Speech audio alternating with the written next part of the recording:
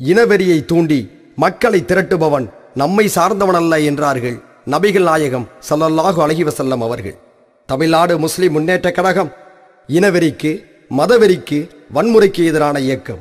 ஜனநாயக வழியில் மக்களை திரட்டுவதே அதன் பழக்கம்.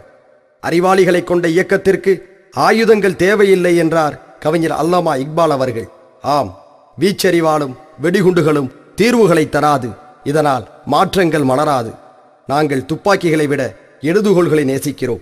பீரங்கிகளை விட பிரச்சார மேடைகளை நம்புகிறோம். எங்களிடம் தோட்டாக்கள் இல்லை, சமாதான பூக்கள் இருக்கிறது. நாங்கள் கொள்கையை பேசி கருப்பு வெள்ளை கொடிகளை கைகளில் ஏந்தி மக்களை அடைக்கிறோம். எங்கள் கொடி சமூக நீதியை, சமூக நல்லிணக்கத்தை காக்கும் கொடி. சீன பாகிஸ்தான் மிரட்டலையும் அமெரிக்க ஆதிக்கத்தையும் எதிர்க்கும் கொடி. இந்திய தேசத்தை காக்கும் கொடி.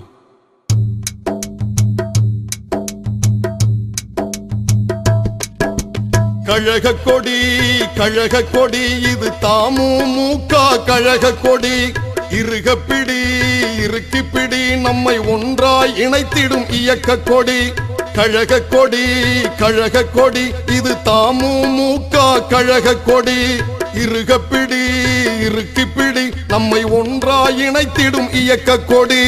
சாதனை படைக்கும் வண்ண கொடி, நம் சமுதாயத்தின் தியாக கொடி. உரிமைகள் காக்க வந்த கொடி, என்றும் வலிமை சேர்த்திடும் வெற்றி கொடி. தமிழ்நாடு முஸ்லிம் முன்னேற்ற கழகத்தின் எழுச்சி கொடி. இது கருவெள்ளை நிறம் கொண்ட கழகத்தின் உயிர் கொண்ட புரட்சி கொடி. இது கருவெள்ளை நிறம் கொண்ட கழகத்தின் உயிர் கொண்ட புரட்சி கொடி. கழக கொடி, கழக கொடி, இது தமுமுக கழக கொடி.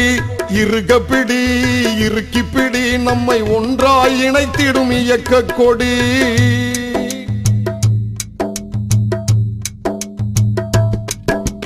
தாயகம் காக்க மலர்ந்த கொடி, தன் மானம் காக்க துடிக்கும் கொடி. தாயகம் காக்க மலர்ந்த கொடி, தன் மானம்